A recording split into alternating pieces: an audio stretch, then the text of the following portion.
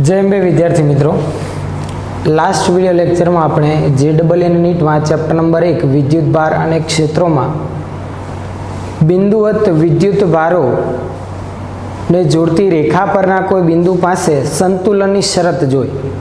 संतुलन एटले के एवं एक बिंदु के जे बिंदु पासे परिणामी विद्युत बळ केटलुं मळी आवतुं होय, शून्य मळतुं होय। आपणे अत्यारे आजे एना विशेनी ज चर्चा करवानी छे कि बे बिंदुवत विद्युत भारो एकबीजाथी अमुक अंतरे होय परंतु बंने एक सरखा ना होय। लास्ट वीडियो लेक्चर में आपणे शुं जोयुं तो एमनी शरत कि 3 विद्युत भारो बे Q1 અને Q2 हता, तेमने जोड़ती रेखा पर मैं कोई कैपिटल Q ने मूक्यो तो Q1 Q2 અને कैपिटल Q ना संतुलननी शरतो आपणे ध्यानमां लीधी, जे एकदम सरळ थी याद राखवी। આજે આપણે જે જોવાના છે એમાં આવા જ બે બિંદુવત વિદ્યુત ભારો Q1 ને Q2 એકબીજાથી r અંતરે હોય એના લીધે કોઈ બિંદુ પાસે પરિણામી વિદ્યુત બળ શૂન્ય કે પરિણામી અસર શૂન્ય મળતી હોય તેવા તટસ્થ બિંદુના સ્થાનની ચર્ચા કરવાની કે બે વિદ્યુત ભારોના તંત્રના લીધે કોઈ બિંદુ પાસે પરિણામી વિદ્યુત બળ કઈ કઈ જગ્યા પર 0 મળી શકે એમના સ્થાન ની આપણે ગણતરી કરીએ કઈ કઈ જગ્યા પર એ બિંદુ મળી આવશે। એટલે કે આપણે આજે ધ્યાનમાં લેવાની માહિતી છે એમાં r અંતરે લખી રાખે એકબીજાથી r અંતરે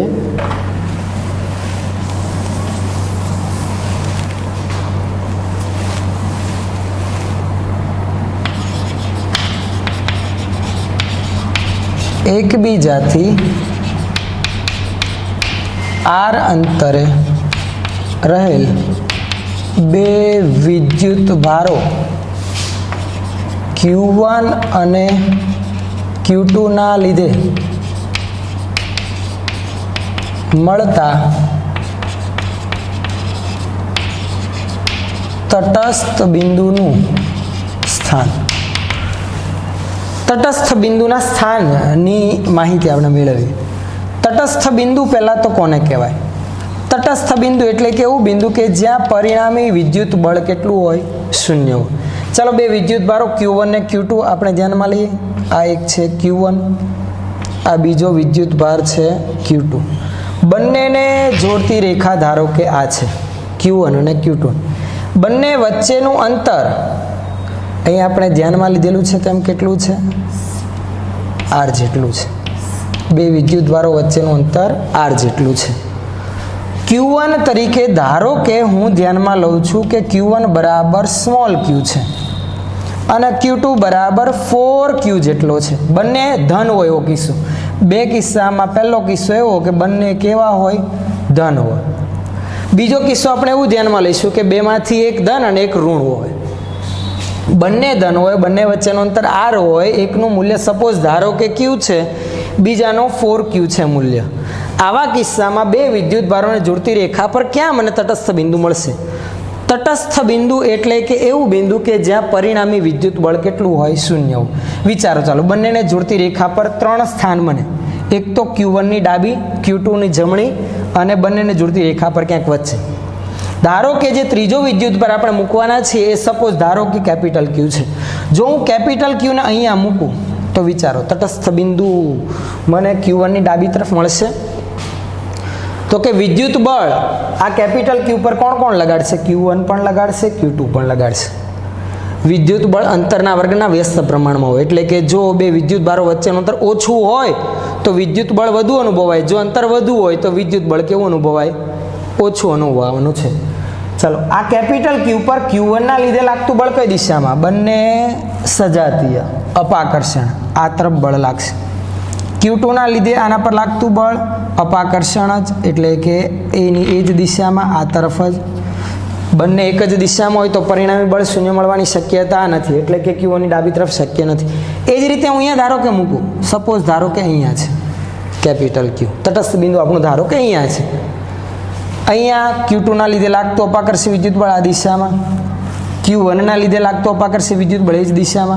હવે બંને એક જ દિશામાં તો પરિણામ તો શૂન્ય બનવાનું નથી, તો એ પણ શક્ય નથી। ધારો કે બંનેને જોડતી રેખા પર Q1 ને Q2 ની વચ્ચે કોઈ જગ્યા પર શૂન્ય બને, ધારો કે છે એ બિંદુ અહીંયા। કે જ્યાં આપણે કેપિટલ ક્યુ વિદ્યુત ભારને રાખેલો છે. ધારો કે આ બિંદુ Q1 થી x અંતરે છે એમ ધ્યાનમાં લીધું, તો Q2 થી અંતર કેટલું થશે? r - x. પણ પહેલાં જોઈ તો લઈએ આ બિંદુ પાસે Q1 ને Q2 ના લીધે લાગતા બળો પરસ્પર વિરુદ્ધ દિશામાં છે. ચાલો જુઓ, Q1 અને કેપિટલ Q સજાતી અપાકર્ષણ એટલે લાગતું બળ આ દિશામાં, Q2 ના લીધે કેપિટલ Q પર લાગતું બળ અપાકર્ષી પ્રકારનું આ દિશામાં. ચલો વિરુદ્ધ દિશામાં થાય છે તો પરિણામ બળ શૂન્ય બનશે, પણ એક્ઝેક્ટ વચ્ચે બનશે. જો હું એક્ઝેક્ટ વચ્ચે રાખું તો વિચારો, વિદ્યુત ભારનો ગુણાકાર કેપિટલ Q અને Q2 નો કેપિટલ Q અને Q1 કરતાં ઓછો બનશે, એટલે કે કેપિટલ Q પર Q2 ના લીધે લાગતું બળ વધુ મળે, એટલે 0 બનવાની શક્યતા રહે નહીં. એટલે આ કેપિટલ Q જે તટસ્થ બિંદુ આપણને મળવાનું છે કે જેના પર લાગતું પરિણામી બળ શૂન્ય બની શકે, એ કોની નજીક હોઈ શકે? તો કે Q1 ની નજીક, એટલે કે નાનું મૂલ્ય ધરાવતા વિદ્યુત ભારની નજીક. તો ચાલો Q1 થી x અંતરે આ તટસ્થ બિંદુ આપણને મળે છે, આ અંતર આપણે મેળવવું છે. તો ગણતરી કરીએ, પરિણામી વિદ્યુત બળ શૂન્ય, F net = 0, નેટ ફોર્સ પરિણામી વિદ્યુત બળ. પરિણામી વિદ્યુત બળ શૂન્ય, Q1 ના લીધે કેપિટલ Q પર લાગતું બળ કે Q1 એટલે કે સ્મોલ q, બીજો કેપિટલ Q છેદમાં Q1 થી કેટલા અંતરે ધ્યાનમાં લીધું? x, તો છેદમાં x². બરાબર. ચાલ આના લીધે લાગતું બળ એટલું જશે તો જ 0 બનશે ને. તો Q2 ના લીધે કેપિટલ Q પર લાગતું બળ કે વિદ્યુત ભારનું માન 4Q કેપિટલ Q અપન અંતર r - x નો વર્ગ. શું કેન્સલ થાય? k small q capital Q, k small q capital Q. r - x ને હું અંશમાં લઈ લઉં તો આવું થાય, r - x આખાનો વર્ગ ના છેદમાં આવશે x². આ બાજુ બાકી રહેશે માત્ર 4 થશે. ચલો વર્ગમૂળ લઈએ બંને બાજુ. આપણે તો x જ મેળવવું છે ને, તો r - x ના છેદમાં x બરાબર વર્ગમૂળ લઉં તો ±2 મળી શકે. બે શક્યતા થઈ, એક થશે આવી r - x ના છેદમાં x બરાબર +2, બીજી થશે આવી r - x ના છેદમાં x બરાબર -2. જો આ +2 હોય તો આવું બનશે, r - x બરાબર 2x, માટે x બરાબર r/3 થાય ને. તો એક તટસ્થ બિંદુ આપણું r/3 જેટલા અંતરે મળે Q1 થી.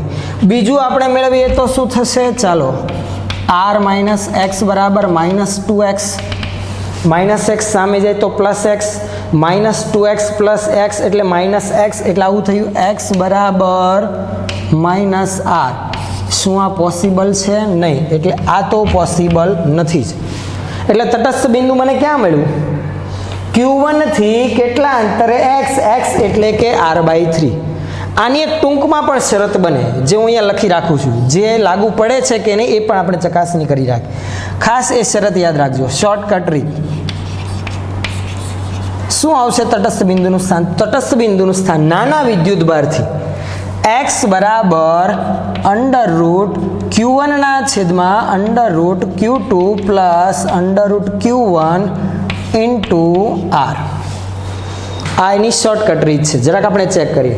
Q1 અને Q2 એ શું છે? એ બંને વિદ્યુત ભારના માન છે, મૂલ્ય, અને r એ બે વિદ્યુત ભારો વચ્ચેનું અંતર, Q1 અને Q2 વચ્ચેનું અંતર. તો આ માત્ર ક્યારે પાછું? તો કે જ્યારે Q1 અને Q2 બંને કેવા હોય? ધન હોય તો. તો ચાલો x મેળવીએ. ચાલો Q1 q છે, Q2 4q છે. ચાલો ગણતરી કરીએ આપણે.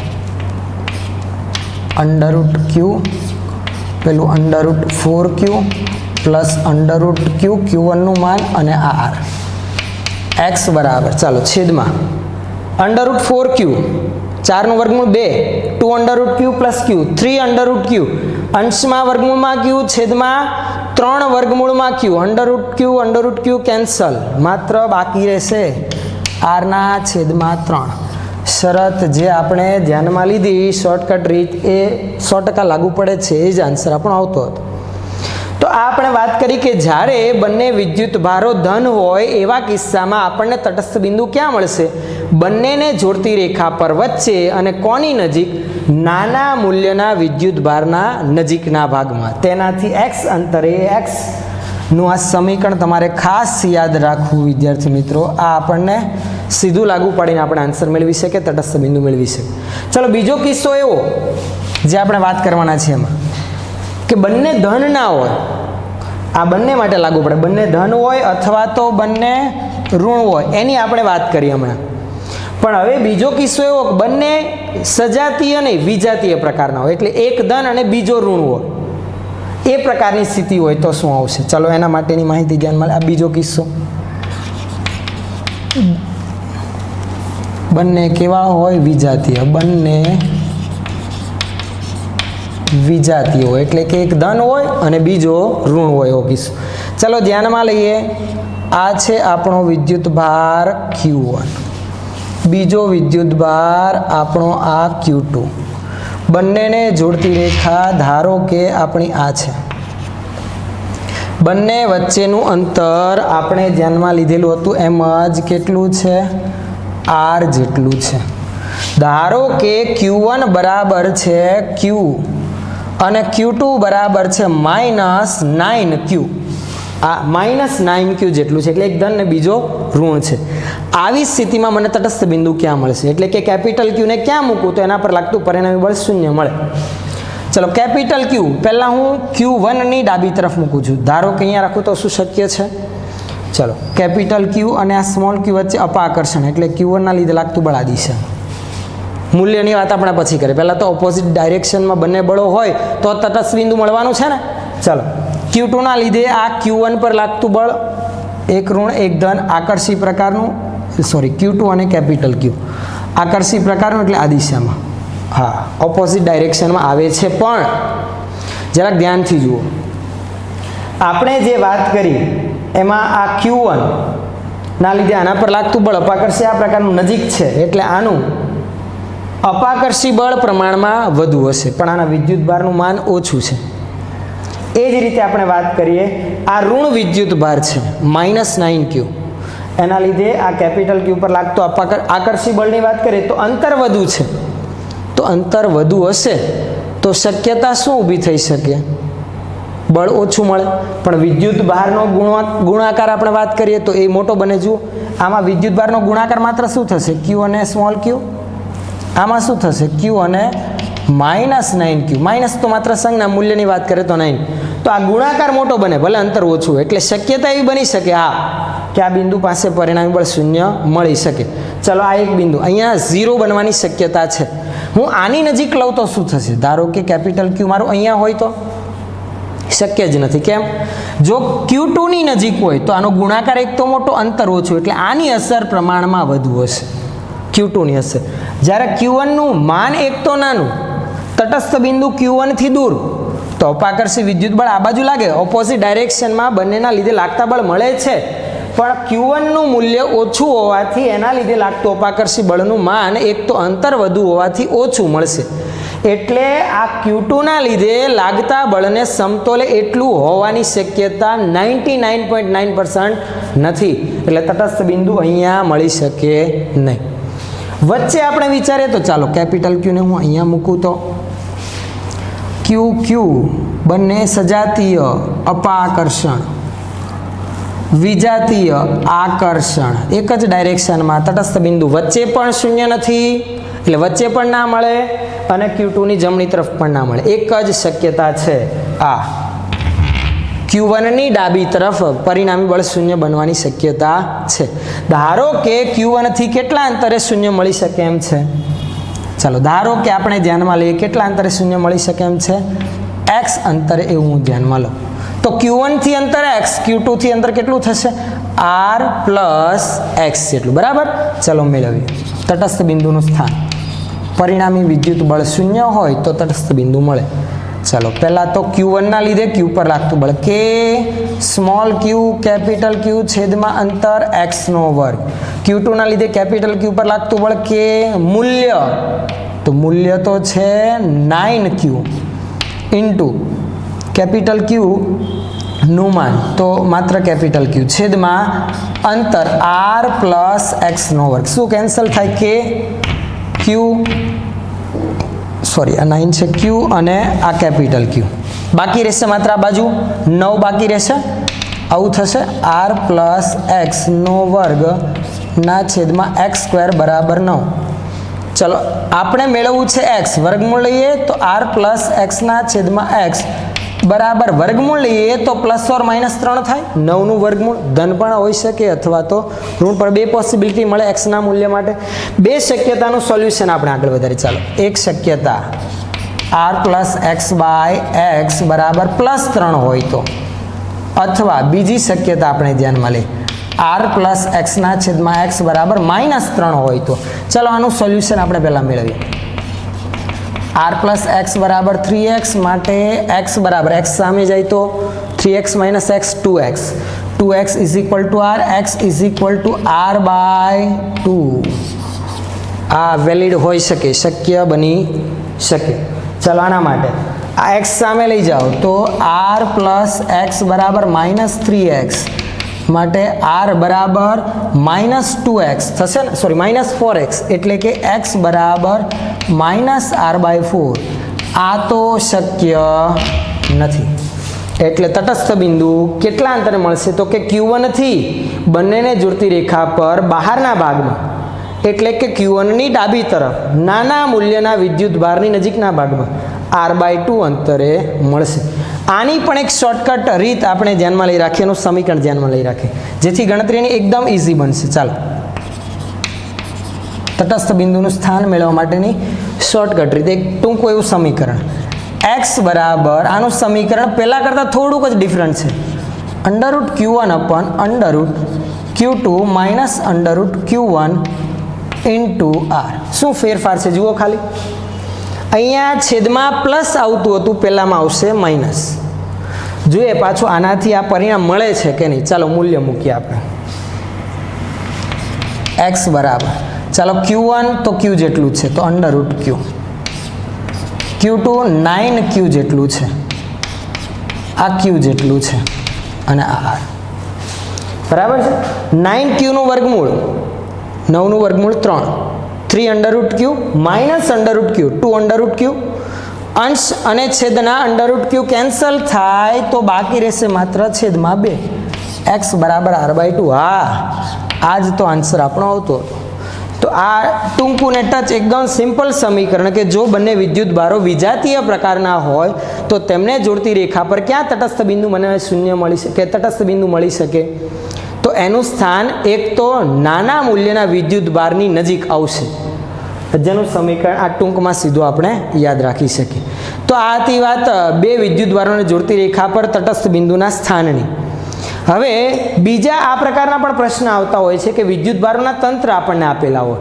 એટલે કે ચોરસ અથવા તો ત્રિકોણના શિરોબિંદુ પર બિંદુવત એવા વિદ્યુત ભારો આપી દીધેલા હોય બાજુઓના મૂલ્ય આપેલા હોય એમાંના કોઈ એક વિદ્યુત ભાર પર લાગતા પરિણામી બળ વિશેની માહિતી આપણે મેળવવાની કીધેલી હોય એવો એક પ્રશ્ન આપણે ધ્યાનમાં લઈએ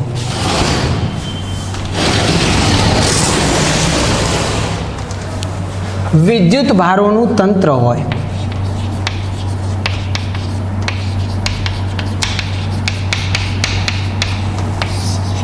સપોઝ એક વિદ્યુત ભારના તંત્ર તરીકે હું ચોરસ ધ્યાનમાં લઉં છું કે ચોરસના 4 શિરોબિંદુ જેને આપણે નામ આપી દે A B C અને D એ રીતે આ A આ B આ C અને આ D ધારો કે ચોરસની બાજુની લંબાઈ A જેટલી છે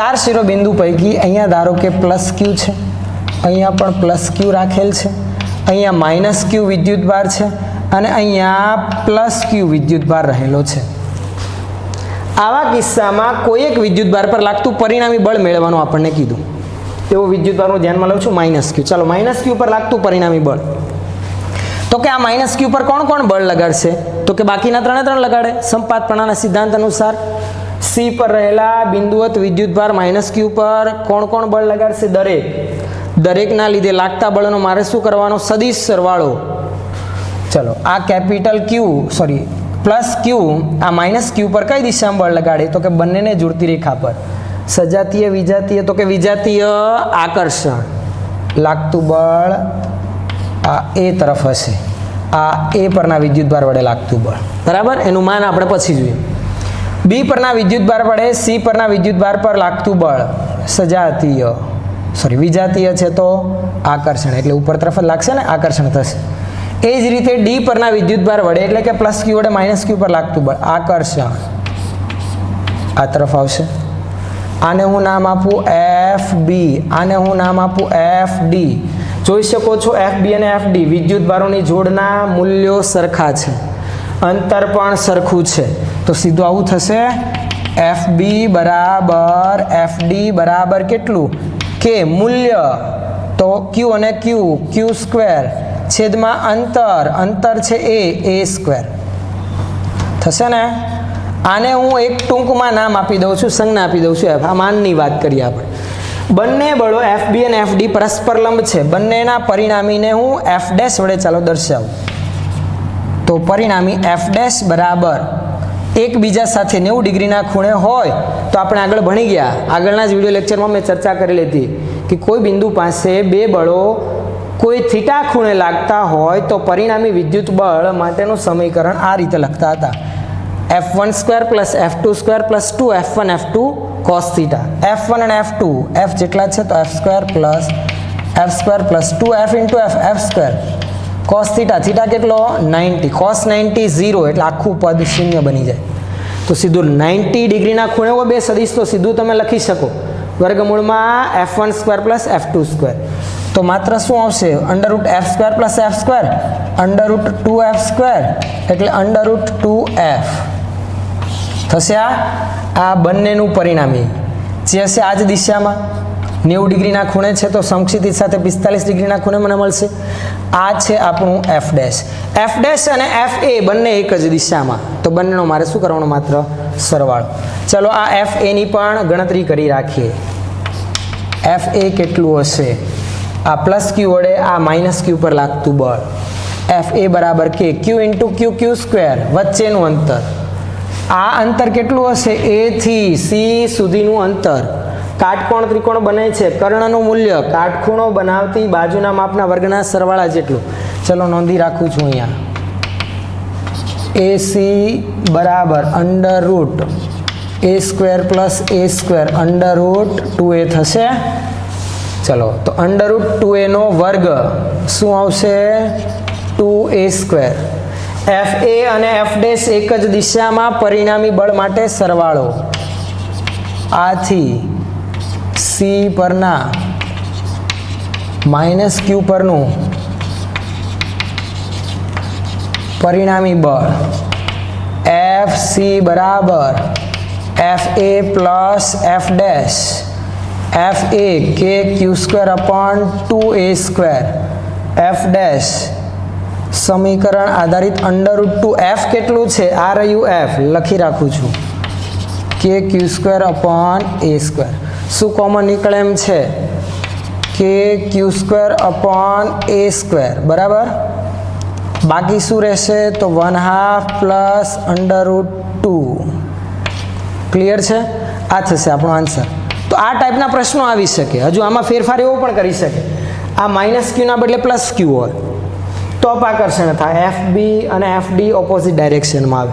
આના લીધે લાગતું બળ પણ આ દિશામાં, એટલે ટોટલી જે દિશાઓ દર્શાવે એની વિરુદ્ધ પ્રકારમાં આવે. એવું પણ આપી શકે ધારો કે આ પ્લસ ક્યુ છે, કેન્દ્ર પર રહેલા પ્લસ કેપિટલ ક્યુ વિદ્યુતભાર પર લાગતું બળ. તો આ એ બી સી અને ડી પરના વિદ્યુતભાર વડે કેન્દ્ર પર રહેલા પ્લસ ક્યુ વિદ્યુતભાર પર લાગતા બળની આપણે ગણતરી કરવાની રહે. તો આ રીતે વિદ્યુતભારોના તંત્ર માના કોઈ એક વિદ્યુતભાર પર લાગતા બળની ગણતરીવાળા પ્રશ્નો આવી શકે છે. આ આપણા માત્ર ઉદાહરણ સ્વરૂપે એક ધ્યાનમાં લીધી થિયરીનો કોન્સેપ્ટ. હજુ આપણા વિદ્યુત બળમાં ચર્ચા કરવાની છે. એમાં આપણે જોઈશું બે કિસ્સા હજુ આપણા બાકી છે. એક તો દોરીના છેડે બે ગોળાઓ લટકાવેલા હોય તો તેમની વચ્ચે અપાકર્ષણ થતાં કંઈક થીટા ખૂણે ગોઠવાશે. આવા કિસ્સામાં આ જ તંત્રને હું કોઈ બીજા માધ્યમમાં મૂકું તો તેમની વચ્ચેના ખૂણા આધારિત એ પ્રવાહીનો વક્રી ભવનાંક ના બદલે ડાઇલેક્ટ્રિક અચળાંક અને આપણે બીજી ચર્ચા ગણતરી કરવાની કીધેલી હોય એ પ્રવાહીની ઘનતા, તો એના આધારિત આપણે કોન્સેપ્ટ જોઈશું.